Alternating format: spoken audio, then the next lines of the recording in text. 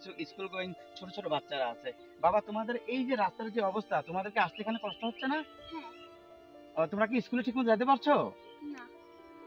তোমাদের স্কুল, আমি যতদূর জানতে পেরেছি তোমাদের স্কুল নাকি বন্ধ দিয়েছে, সত্য এই রাস্তার জন্য? হ্যাঁ। বাবা, তোমার কষ্ট হচ্ছে না অনেক আসতে? হ্যাঁ। এই রাস্তাটি কি হওয়া জরুরি? কিরকম কষ্ট হচ্ছে? আসলে অনুভূতি বলার বাইরে। আমরা যখন কাঁচামাল বইটা গাড়িটা যখন টান দিই, গাড়িটা আমাদের বেশিরভাগ সম্ভবত প্রচুর রিস্ক নিয়ে আমরা গাড়িটা চালাই। এই যে জায়গাটা দেখতেছেন যে অবস্থা, যে কোনো সময় গাড়িটা খালে যেতে পারে। ঠিক আছে, কোনো এই যে রাস্তার, আমরা যে রাস্তাটা আসলাম, আমরা নিজেরাও গাড়ি নিয়ে আসছি, কিন্তু পায়ে হেঁটে আসা লাগছে। তো আপনারা তো স্থায়ী, আপনারা এই এলাকা, আপনার এলাকার বাসিন্দা, আপনাদের কিরকম সমস্যা হচ্ছে আপনি একটু বলেন তো?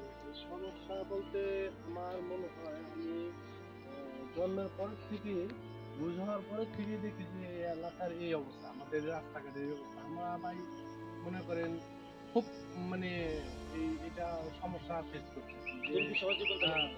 এমন অবস্থা মানে করেন একটা রুগী নিয়ে যদি কোনো হয়, একটা রুগী নিয়ে যাওয়ার কোনো পরিবেশই নেই। খুব কষ্ট করে আমরা এই রাস্তা দিয়ে যাতায়াত করি। অনেক করুণ অবস্থা।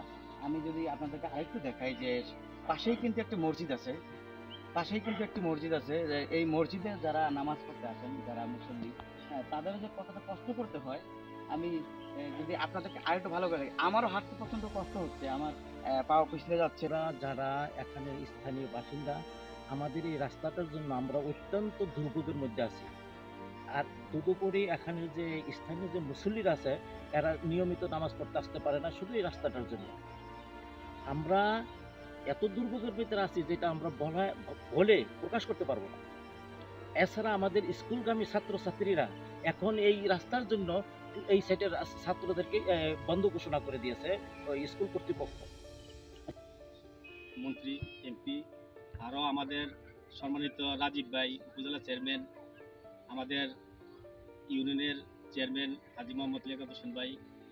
আসলে কথা কি, আমরা আজকে আমি মেম্বার হিসাবে গ্রহণ করছি প্রায় 2.5 বছর চলে গেল।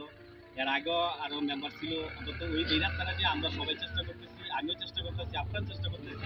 আমি নিজেও 2-3 বার ইঞ্জিনিয়ার দিয়ে মাপাইছি।